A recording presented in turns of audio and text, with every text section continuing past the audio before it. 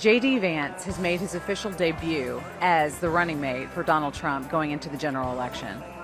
On Wednesday night here in Milwaukee, Vance gave his headlining speech from the floor of the RNC. A lot of it was really an intro to himself.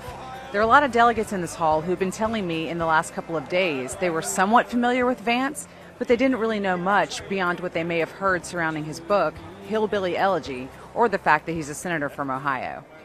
But from the stage, Vance took the time to explain where he comes from and why he got into politics.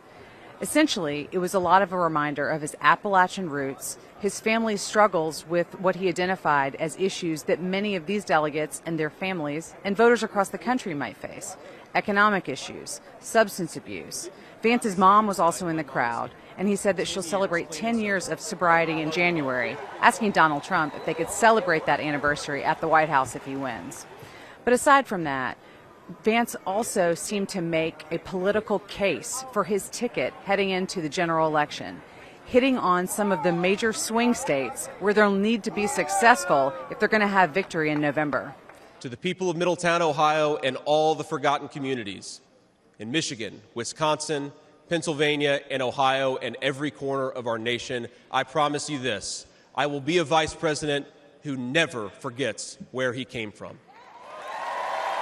So this was really an introductory bio night for Vance. There was a big reception from the crowd. People really seemed to be interacting, liking what they heard.